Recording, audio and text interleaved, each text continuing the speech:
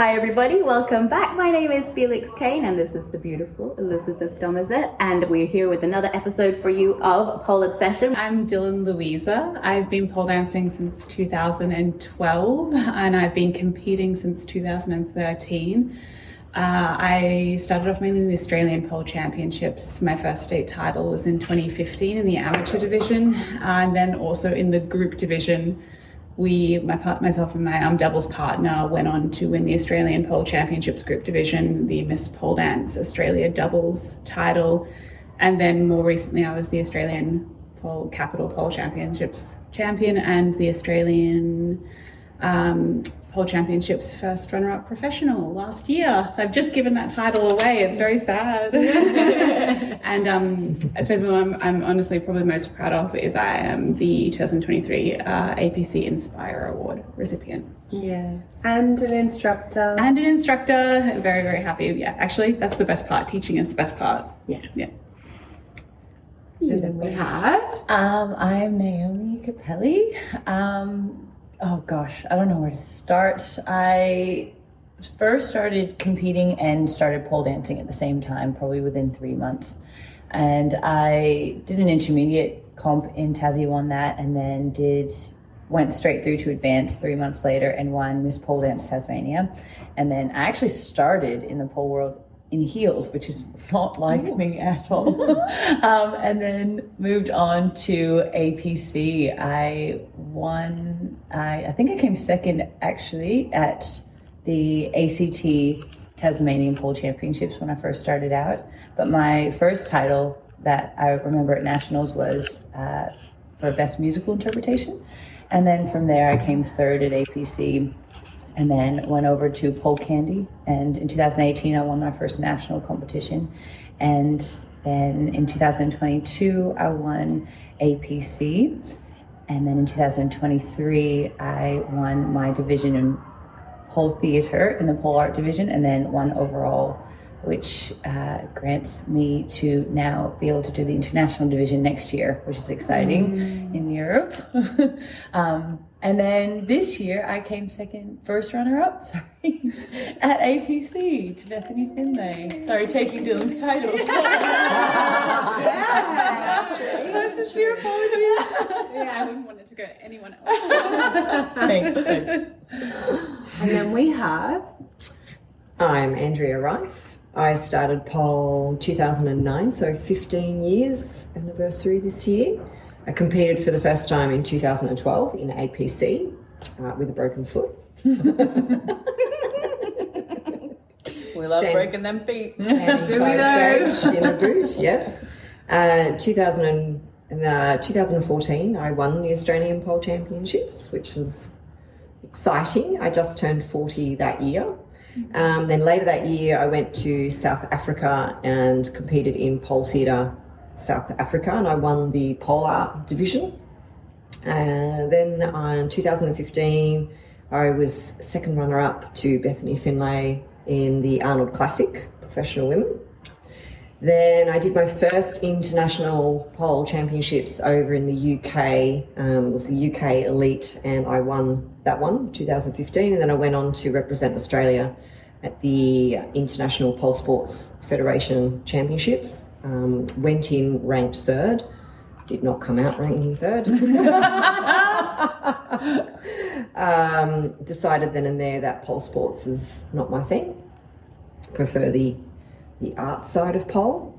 2015, I represented Australia at the International Pole Championships and won the pole art division, which was amazing. 2016, competed at Pole Art Spain, and I was the champion, Masters champion. I represented Australia at the World Pole Art Championships in 2017, I believe. 2018, won International Pole Championships Ultimate Champion. And then... That's a great name. Yeah, Ultimate. I am the Ultimate Champion. And then this year, decided to make a comeback and won the New South Wales Pole Championships, which was really beautiful, very special. And then in 2024 Australian Pole Championships this year, got Best Musical Interpretation. My favourite award. Which is my favourite. Yes. I haven't. Sorry, Felix. Can't be in the group. Shunned. Uninvited. Yeah, we should bring it in. It's beautiful. Can you all send us a selfie with that? Yes. Can you? Yeah. You have two, don't you? I only have one. You're one. Oh, Sorry. You're a loser. Hey, but she won, okay? These guys are both one. I'll take my two. That balances itself out. Yeah, we'll take it. You have second as well. Yeah, Yeah. that's incredible. Okay, so let's start with Dylan. The first question: what inspired you to take your pole skills to a competitive level? Oh, I mean, you did. No, No, I think it was. That was the root of everything. I think it was, every single competitor in a comp is really important. At a state level, you get a real mix of people who are, maybe someone like Naomi who's coming back to qualify for nationals and they're clearly, at that professional level. And then you get people who are also learning, at a state level, people who might be their first ever state heat and they're definitely finding their feet. And they're going to be great, but they might need a couple more years, and I was that person when I started. And so it was 2013 and I never thought that I could compete. And I can remember you saying, you should enter. But obviously looking back, I was like, well, I wasn't the Naomi Capelli that year. But it was the push I needed to kind of start. So really it was just somebody saying, have you thought about it? And as soon as you have that kind of little push, it kind of starts your brain thinking, wow, I would love to be that person. Yeah. So And somebody that thinks you actually can do it. exactly. Believes in you.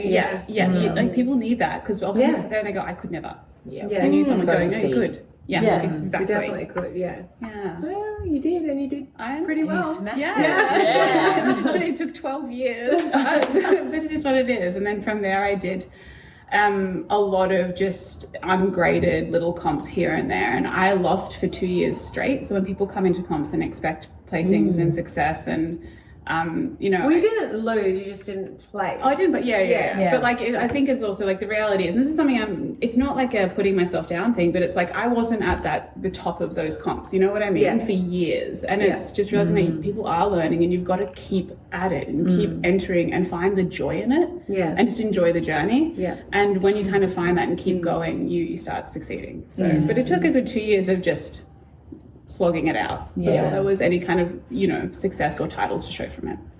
Yeah.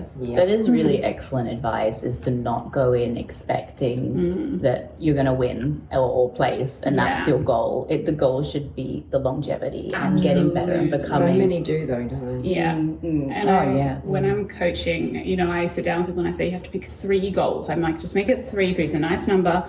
And they have to be your goals. And if you meet every single one of them, you've won. Yeah. Because if you sit there thinking about being in that top 3, there are some comps that you might win at, but you might be a level above everyone. And what does that mean? Or there might be people that you're in a competition with that are so excellent, like what we saw on stage, that even just being there is winning. So so you can't measure yourself by coming out on podium. Yeah. Pick 3 things, and if you do them, you've won. Yeah. Definitely. I always used to say to myself, as long as the audience enjoyed my show, I did a good job. Exactly. It doesn't matter what happens, and it won't change your life. I always say that.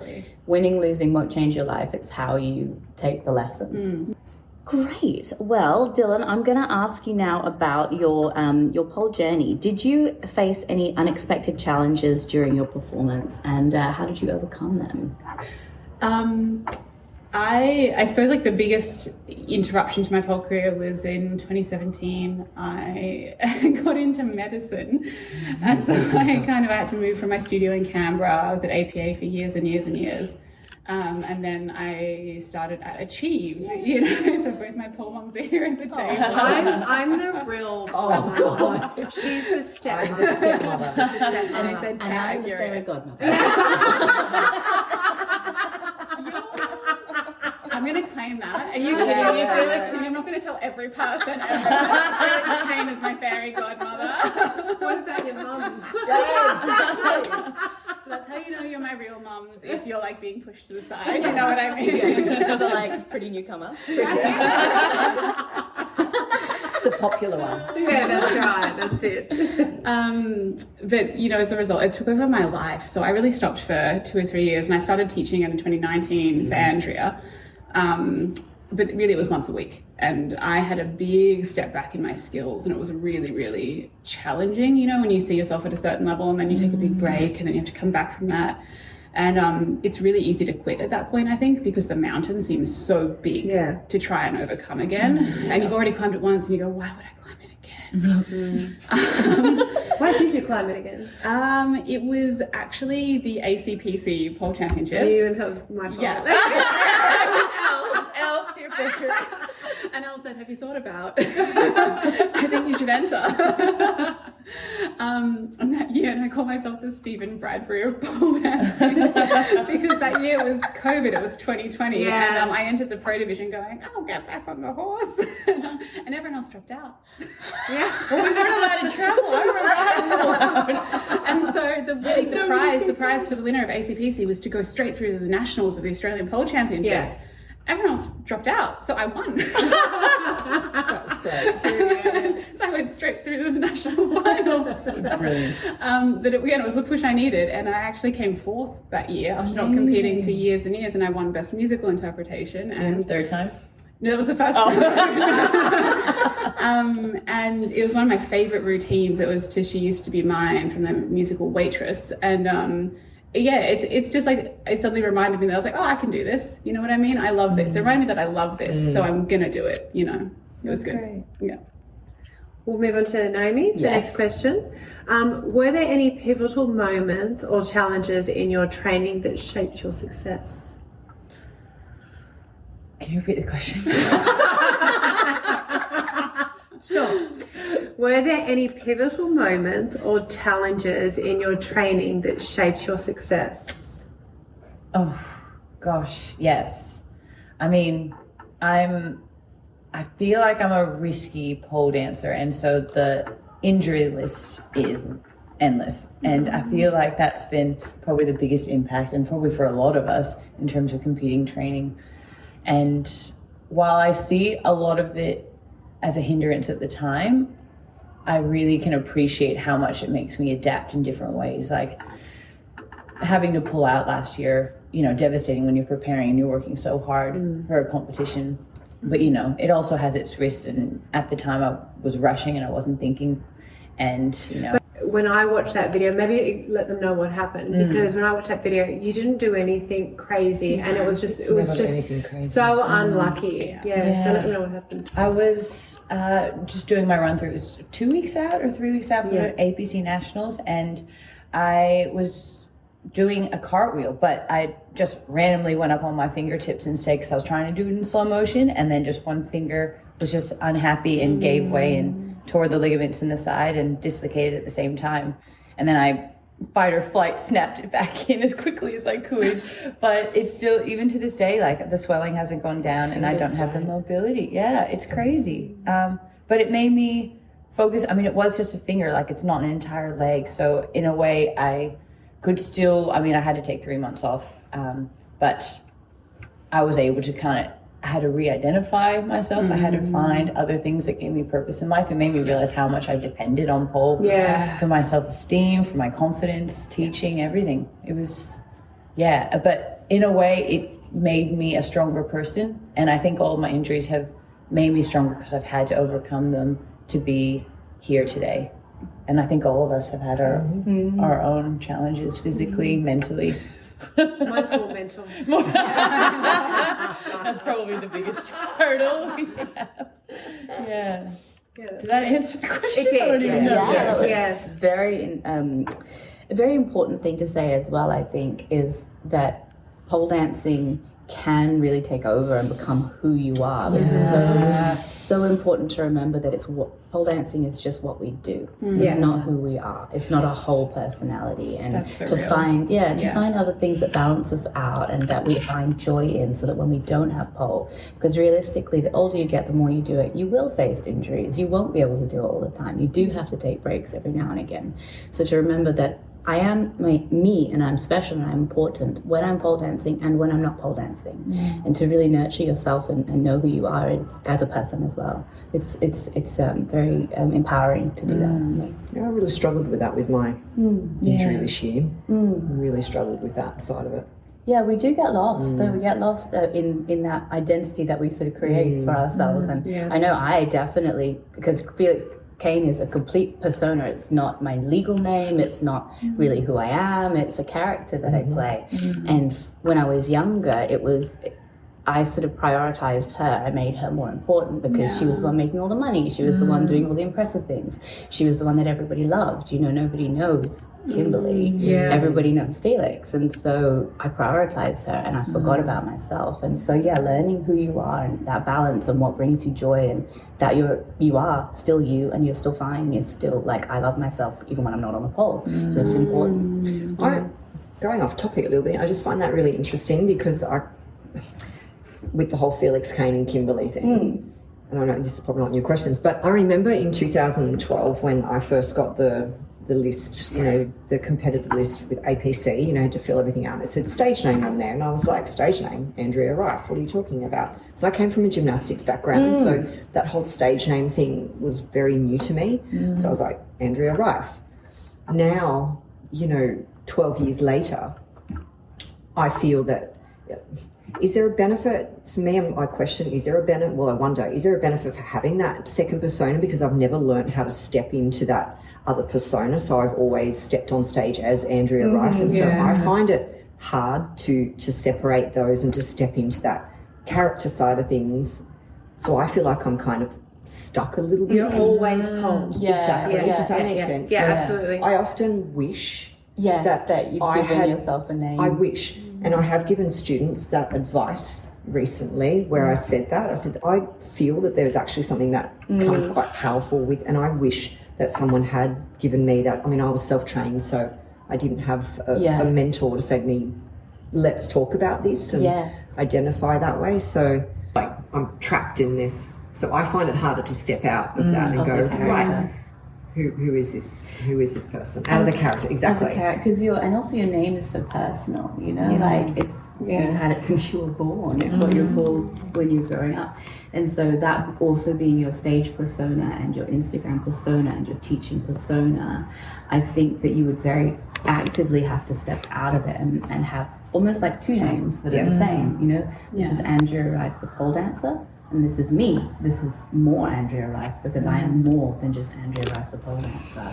I do think there's benefit in being able to step into a character role because then the problems that you have in pole dancing, I missed that trick. I fell. I'm not related to who you are, and I think that's the issue I have. So when I step on stage, I do step on stage as Andrea Ryff, and a lot of what I share on stage comes from a very personal place. Yes. And so then coming off stage, I take it with me. You're not the only one. I think all. Yeah, well, that's what I was just really. I leave mine at the door. And I found that really interesting, and I think that's something that a lot of people who are stepping into the pole space now, I think, could really benefit from. Yeah, because for me, I was like, why would I need a stage name? Yeah, I'm Andrea Ryff, but that's my name. What now, 15 years later. I really wish maybe on the like sort of mental performance side is helpful to have that separation, but then maybe to also be conscious and aware that what I do on stage, whatever name I have, it doesn't affect me personally. Exactly. What I do isn't who I am. At the end of the day, it is just a name. Correct. So it's how we handle it, I think. And I think the other thing is, there's two sides to it. There is that, but I think also if you are using your name, it's also showing, I think, especially as pole dancers, we're actually very proud of it. You know what I mean? This is me. This is who I am to the world. Yeah. So I think there's good and bad in both. In both. And I think in art that does happen. Some artists use their own name. Some artists use a pseudonym or a ghostwriter name, or like Madonna is not Madonna's name. Lady Gaga is not Lady Gaga's name. But then you have other artists that do use that legal name. So I think it's maybe as we grow as a sport, as an art, as a community, just identifying where it's helpful to have maybe a different mindset and just growing together and learning what's healthy, what's not healthy, you know, They teach alter egos in business coaching. Do as well. they? Yeah, they do. do. They? Yeah. So you just like They have step into a character. Yeah, multiple alter egos. Yeah, I think that is incredibly helpful, and I think I do that naturally. I'm like, this is Felix's problem. Same. I'm not doing Yeah, same. yeah, right? Like when I'm at home dealing with like diapers and stuff, I'm like, well, this is a Kimberly problem. And then sometimes I'm like, I wish Felix was here.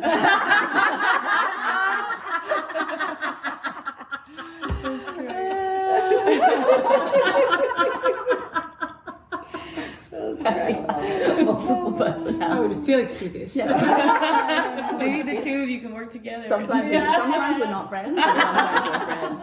Sometimes Felix is like, maybe you should go to the studio. And Kimberly's like, shut up. Other times Felix is like, come on, you can do this. Kimberly's like, thank you for the handout. So yeah, interesting. Interesting. Who should we ask next? Well, Andrea just took over Naomi's, but she. We haven't asked her a question yet. Really? No, I'm kidding. I managed to slip through that. well. Yeah. So we can go back to Dylan. Yeah, let's go back to Dylan. Let's go to Dylan. Tag. Okay.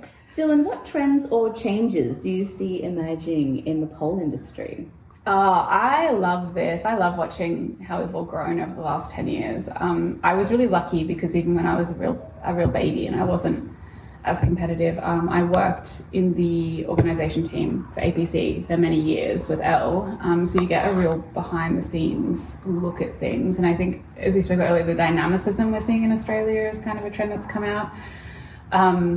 But before that, I think we had quite a few years of very much hyper flexibility, probably very much inspired and modelled of some people like you, Felix, who have this extensive background. We definitely saw this long trend to me of overtraining, hyperextension, like really, really this incredible, you know, the respect for the incredible drive, but also probably pushing ourselves too hard and our bodies too far in a lot of ways. Too fast as well. Yeah. And we didn't really know what we were doing either back then. Everyone wanted to be a contortionist. Yes. And everyone. It was like a whole thing. Without a clue of what they were doing. Yeah. And there is damaged backs now because of it. And if you couldn't sit on your own head, then you were no one, you know? Yeah. And that's bizarre to even think about now. Yeah. Absolutely. Yes. Wanting that result in like 6 months just is Yeah. so unrealistic. Not really. Yeah. And I can actually remember you coming out, it would have been 5 or 6 years ago now, and saying, hey, if you aren't training properly, don't eagle. Yeah. You know, Yeah. and I remember you saying that, and it was such a big turning point, I think, in having someone like a figure like you saying, it's okay if you can't eagle, and that's fine. You can do other things. Don't push yourself this hard for a move that for your body is only going to harm you. Yeah. And something that I find really interesting from a medical perspective is we are a very new sport. We are watching ourselves in the last 20, 30 years develop and evolve, and we're actually seeing the first generation of pole dancers who are aging. And we don't Yes, know. we are. Yes, and Yes, we are. we don't know. Okay. Gracefully is Yes, what well, they're not. They're still looking amazing. They don't look like they're aging. We're the first generation of pole dancers who are not aging physically. Are we okay with her saying that? But it's me too though. But it's all of us. We're seeing, and we know gymnastics, we know football, we know all these sports. We know what will happen when they're old. You know, people who are boxing might get earlier dementia. We know all of these things. Yeah. We do not know what happens to a pole dancer, and I think that's fascinating. And we don't have the research, and we don't have the doctors who understand it. We don't have the practitioners who can follow us up. So, you know, having people who started when everyone at this table did talk about their physicality and what's happening is the most important thing in the world, because we don't have the data. But one of the best changes I think that I've seen trend-wise is actually this move towards sustainable training and people taking care of their longevity and working to their own personal strengths and celebrating what they can do. You know, I'm not the most flexible people. Everyone knows this. Lord knows I can't split. So. It's the illusion. Yeah, exactly. But you make it work. But you know, I used to kind of like what I call hate stretch, you know, for hours at a time, trying to be this person. And as soon as I stopped doing that and actually went, oh, but I can work to my musicality and to my performance values, and you know, still work on hitting criteria and bettering myself, but focusing on things that are better for me. So, and you dance better like that. Exactly. Like, not more you, naturally. only you, but everybody dances. When you train to your strengths and train for your body, you get a better result. Not everybody has the same type of body. Not everybody can do the same types of things, and everybody has a unique style. You just have to find it and nurture it. And that's what we're seeing more, is that unique style too. And it's so much more fun So to much watch. more interesting Isn't to it? watch. When you're I watching agree. somebody do their own thing, you haven't seen it before because it's so uniquely them. Yeah. All right, let's go on to your next question. So, how did you feel when you heard your name being announced as the winner when you won the Australian Pole Championships? I was outstanding. I was shocked, and I feel like it was something I didn't expect. Like I had only won one other competition before that, and I didn't have a studio for a year or two, and it was quite difficult, as you say, after a break coming back in it. So I didn't have much of an expectation. I knew that I was doing something true to how I felt, but I also, I travel. I don't have as many supports when I'm going interstate. So I felt at the time like I wasn't sure in myself. And so when I was announced, it was quite incredible, and it was a life-changing moment for me. It really was. Did you realise that year you were like the front runner? No, you would never let me believe that. I always feel like my self-esteem is like below the table. Me? No, you specifically. I'm You're not really her wonderful. coach, people. But I feel like that tough love really makes me work harder, because I'm someone who really tries to step up to the expectation rather than But it also, that's why you're so successful, because you actually do work so hard. Yeah. Oh, it's very kind. It's very true. Very true. Very true. You work so hard. Yeah, it was a fact, not a kind. Hard work. So, Andrea, what inspired the theme, tricks, or story in your winning performance? You've done so many winning performances. I have. What are we going to talk about? Pick your favourite Do you one. know? Oh gosh, they all come from a really personal place. So my favourite performances do come from a real personal place. So 2014 was when I won the Australian Pole Championships. I was going through a very toxic relationship, and it was quite challenging. Pole was something that really, I was constantly being told that I was worthless, I was not good enough, I looked clunky when I danced, I wasn't attractive, all those kinds of things. I wasn't worthy. Despicable. Yeah. That is despicable. And you start to believe that when someone you care about is telling you that all the time. And so when I stepped into the pole space, like in my studio, and the people around me, and people were saying, we think you're amazing and we see the value in you. So I think that kind of helped me maintain my balance.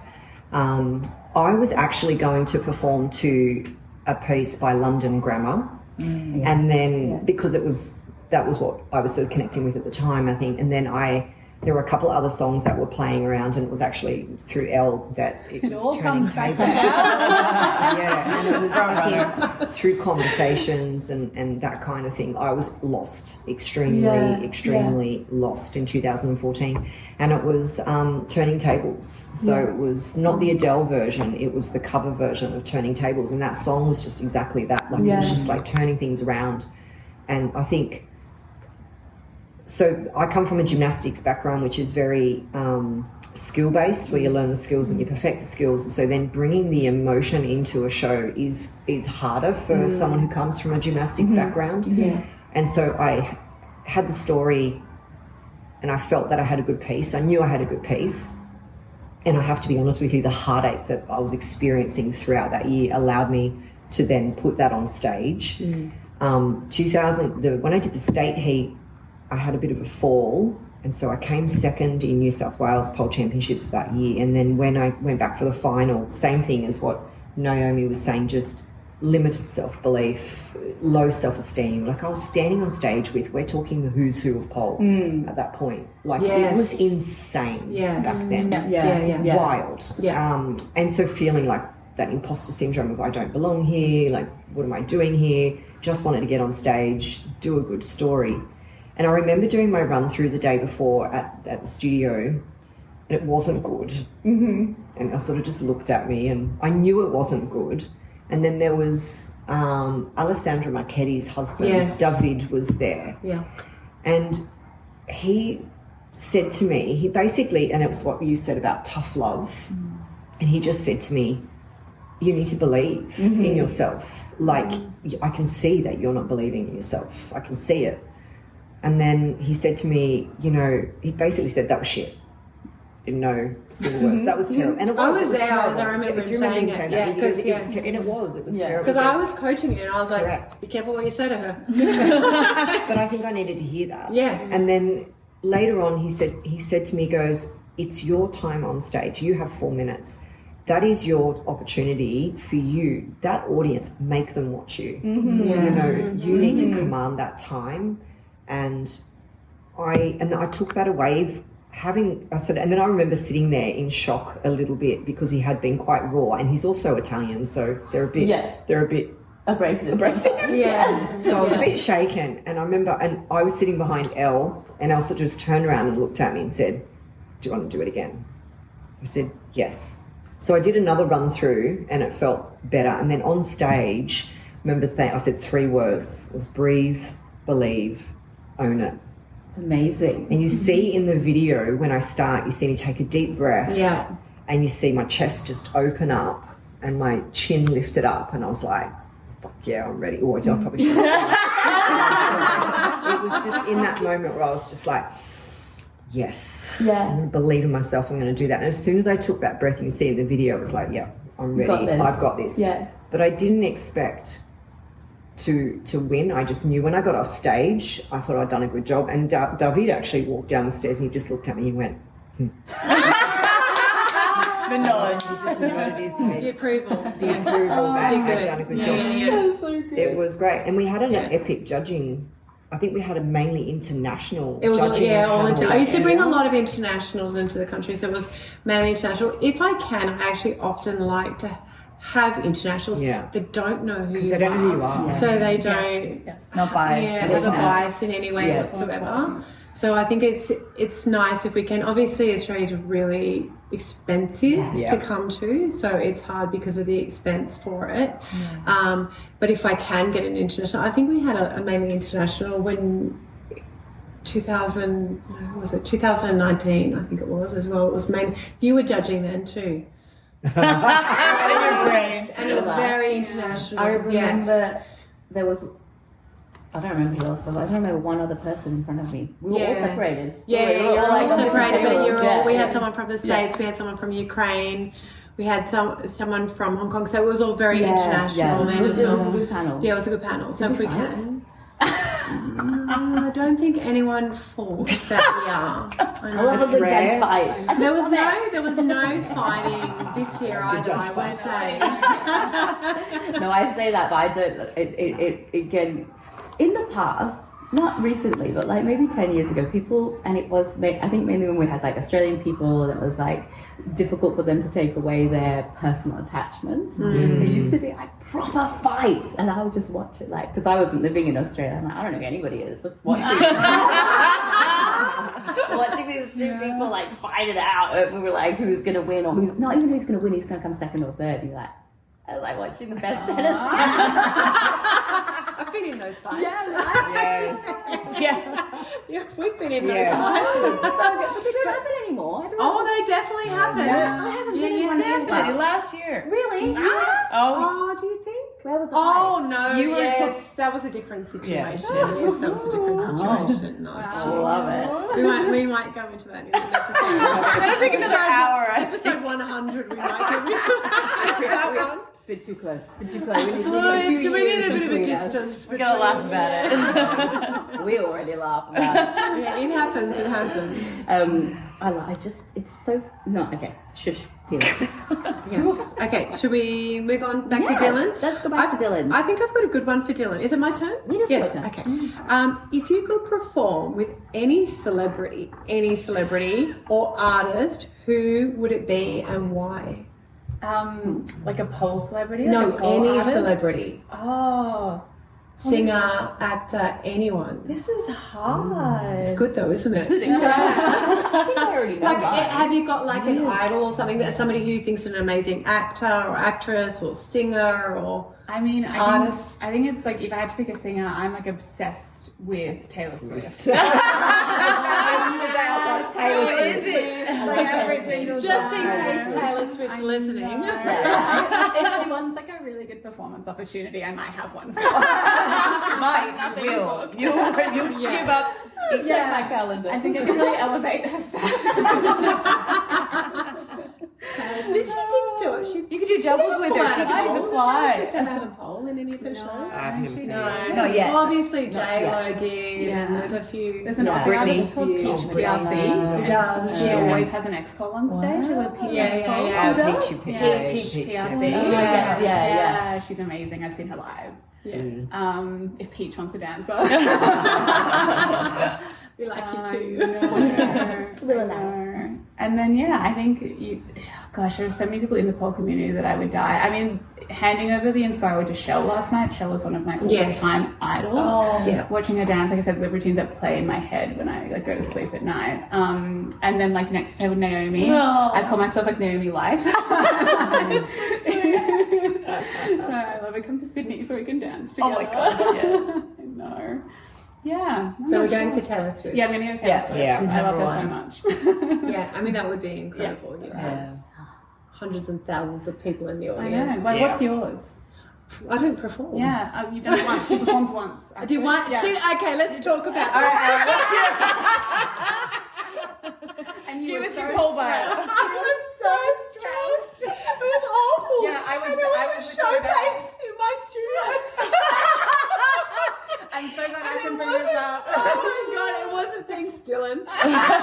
and you know what? It wasn't even pole, and that's what I'm better at. So it was lyra, and it was just like, and everyone's like, oh, I have so much pressure to perform by, you know, my students and my instructors. They're like, just do it, I'll just do it. And I'm like, all right, guys, I think I can do it. And let me tell you, she was in the studio. Like I was when training. she tells us to work, just know that she does. She takes Like you you don't, understand. yeah. Like I was in the studio every single day training for approximately 2 hours for a lyra routine. For your That studio. was a showcase for my studio people. It needed to be good. I need this video. Is there a video online? Yes, I was actually quite good, thank you. But it was the weirdest experience in the world for me because I remember during just a visit, and I She was came like, and I'm like, you have to watch it. yes, Tell me what I need to fix. it was literally me, and I was like, oh my Really? god, You're I the know. L. Yeah, Oh my And she God. turns and looks at me after she does it, and I was like, I don't even know what to say. Did you give her criticism? Did you? Yes. Oh, yes. Yes, she was like, can we bring more face to this? Yeah. I love it. This is great. Yeah. Did she say that fucking shopping? No, Should we talk about that? I think we should talk about it. I don't know. Should we? It I sounds can so talk about it. mean That's when I say that. No, you're. If Dylan had said that to me, I would be saying, but which part? Which part can I make not shocking? But some people respond really well to Yeah. that. Yeah, And some yeah, people yeah. don't. And I think as a coach, you learn.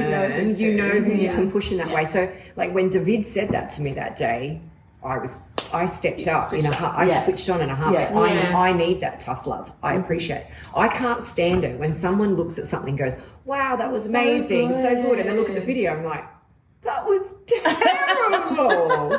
There's a fine Because I line. just think that as a friend, like it's like letting your friend walk out with toilet paper on their foot. Yeah. Sure. Yeah. Yes. Like you would that's not true. do that, right? Yeah. Like you want your friend to be That's it. amazing. And I just don't, and I think as a coach, and like I've said this to a lot of people as a coach, because I know I am known to be a tough coach. I get it. But not to everyone. I think you know how to. I read think people. I know my audience quite well. Like I'm good with people that I coach. But I think as a coach, I'm not here to tell you you're amazing.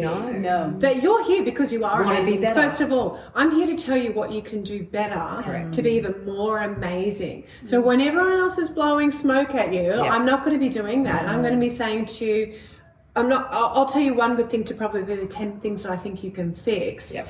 And everyone else is seeing the 100 things that you're amazing at, but that's not my job as a coach. Yeah, My I job agree. is to fix everything as best as I know you can do it, because I believe in you more than you believe in yourselves most of the time. And that's the job of a coach. But what you said before that really hit home for me, and I was like, that's so true about Elle. I said to Naomi, you know, she works really hard, and I was like, thanks for the compliment. And you're like, no, it's a fact, and that's true. You don't give compliments, you state facts. Yeah. And that fact might be something really good. So when you get like a "that's good, dude" out of you, it's like it's a fact. It's the best thing in the world. Yeah. I actually had some of my instructors say, when I'm teaching them, they said, "Elle said I didn't suck." That's and they're high-fiving each other. She said I didn't suck. But if I say that's excellent, you got to know that is high quality. You are the best when I'm telling you that's excellent. Proud. Yeah. It's like when I judge, for you to get a 10 out of me is so hard. I think you're the same. I'm the same. We rarely give a 10. To be the best I've ever seen. For me to give you a 10, it has to be the best I've ever seen. Because we've seen so much. We've seen so much. So much. To get a 10, it had to be completely flawless.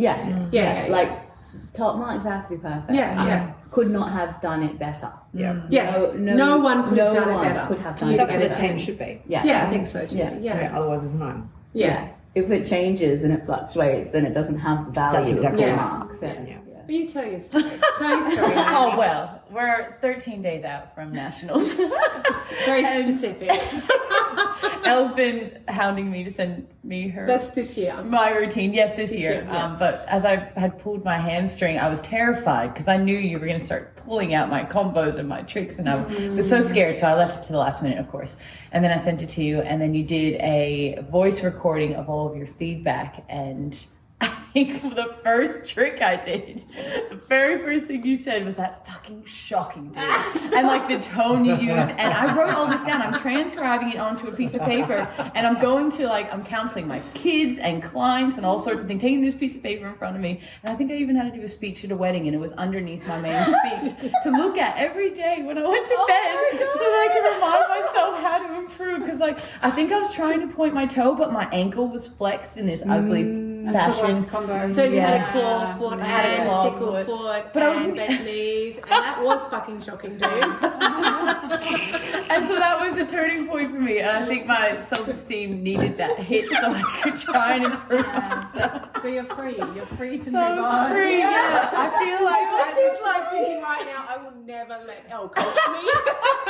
No, I actually respond really well. I think you would be a great coach for me because I need the facts. I am all wired the same. I'm at the level where I know I'm good. That's exactly. I know. And all you'll want to hear from everyone around you is how amazing you are. You won't get that from me. What I want is that wasn't as good as you can do it. Do it better. I remember actually last year when you were competing, I came in to see your piece in the studio. My piece that didn't exist. Well, the piece that you threw together because you just had another baby.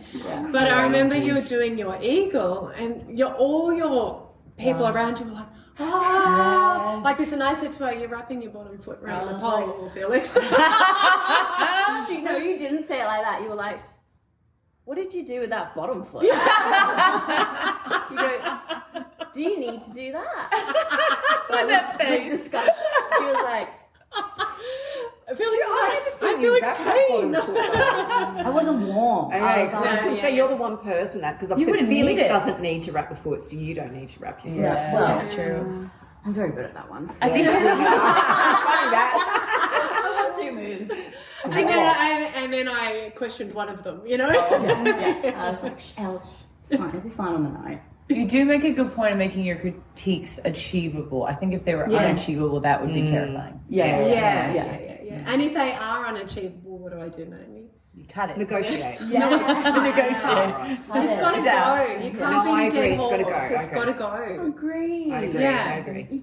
Stop pushing yourself to a trick that is not working for you. Take it out. We can change it and make it better, but if you keep pushing yourself to a trick that's unachievable and you say, "I'm going to get it on the night," I will tell you right now, you're not going to get it on the night. So you've got to cut it and put something else in. 2 weeks out, if it's not working, Yeah, Well, I as think long that's- as we've hit criteria, it's okay. Yeah, exactly. Yeah. I think I was. Yeah. Oh Sorry, no. Will you cut a trick out from me 10 days out from I did. this nationals? And I You've think got I was trying to argue it. I was like, I'm happy to tear my hamstring on the Yeah, night. and I It's said, you're not fine. going to do that. No, I'm not letting you do that. Yeah. No, That's true. and imagine if you did tear your Yeah. hamstring on the night. That's your career done. Yeah. Done. For a You're long done. time. Yeah. Yeah. Sometimes they don't. Hamstrings No, are risky hamstrings biscuit. I've changed Dylan's routine the day before Oh, yeah. It's true. Our doubles routine. because you my didn't show gosh. me. That was your fault for not showing me sooner. Well, there's a reason why we avoid it.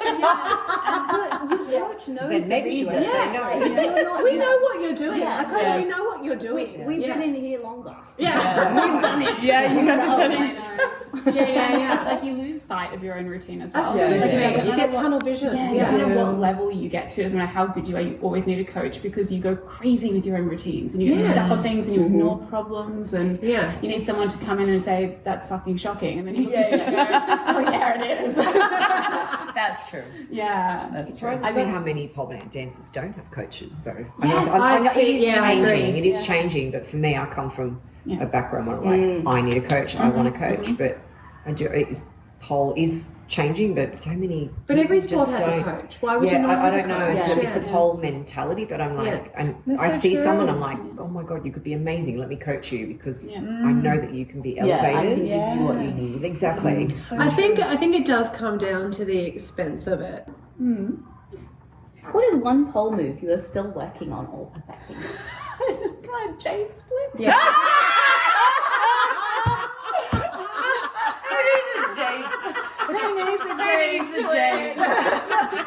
Oh, you know what? I've got another one. I've got another We're one. all laughing, but Naomi's like, yeah, me too. Yeah, I can't do a James. I'm never. I did James once. I fell on my back arm. Never again. This is literally why I've known Naomi since 2015 because she used to come from Taz and stay at my house for states. So like literally like OGs, and this is it. This is like one hive mind. So Can't cool. split. Good face, musicality. National podium. Yeah, James. which is a little bit better. That's a great answer. I love it. And then twisty grip handsprings.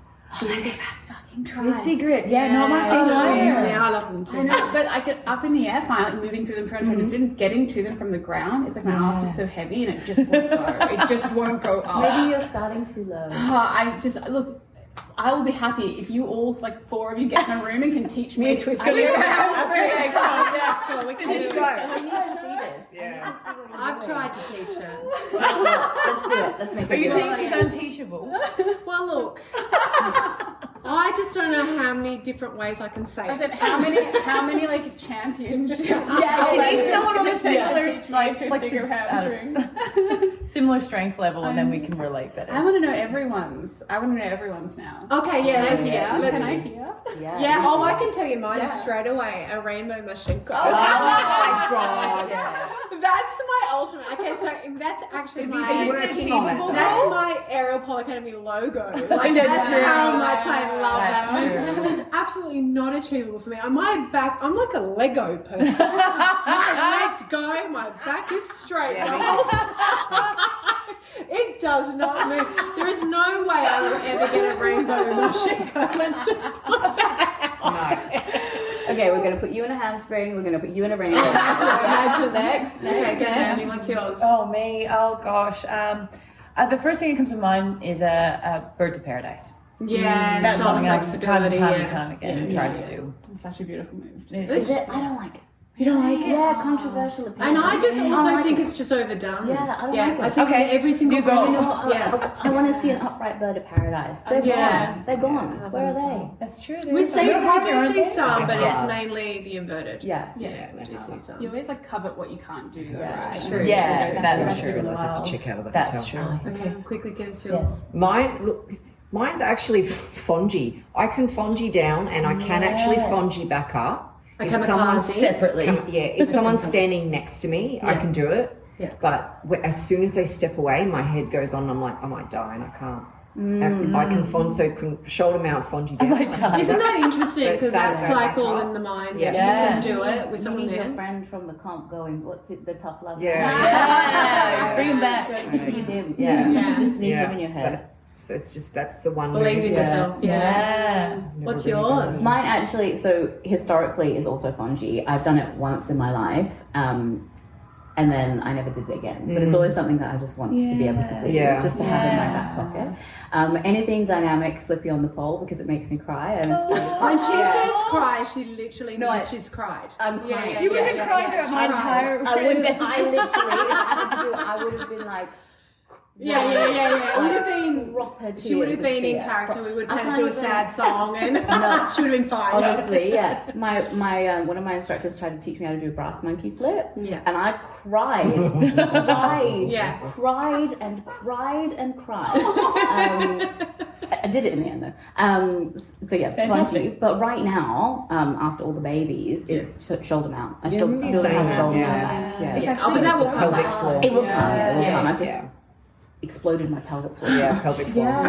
It's true. I was talking to one of our pole dancers here at Vex who actually has like a hernia, and again we're talking about medical problems. We don't really understand how pole affects, and we're talking about the pressure, the intra-abdominal pressure it takes to actually lift our bodies, especially in a shoulder I think mount. that's why my babies came out so fast. I wondered this. They came out. I had 1 hour labour with my baby. 1 hour from the waters breaking to the baby coming See, out. I wish we knew this. Wish we had data on pole dancing and birthing and anyway, maybe this is what I'll do with my career. Thank you so much for joining us on this episode of Pole Obsession. We've had a fun time with the amazing Naomi Capelli, Dylan Luisa, and Andrea Ryff. Their insights, journeys, and passion for pole are truly inspiring. If you've loved this episode, don't forget to subscribe, leave us a review, and share it with your pole-loving friends. Follow us on Instagram at Pole Obsession Podcast, The Real Felix Kane, and Aerial Pole for updates on upcoming episodes and for more behind-the-scenes content. Until next time, keep polling.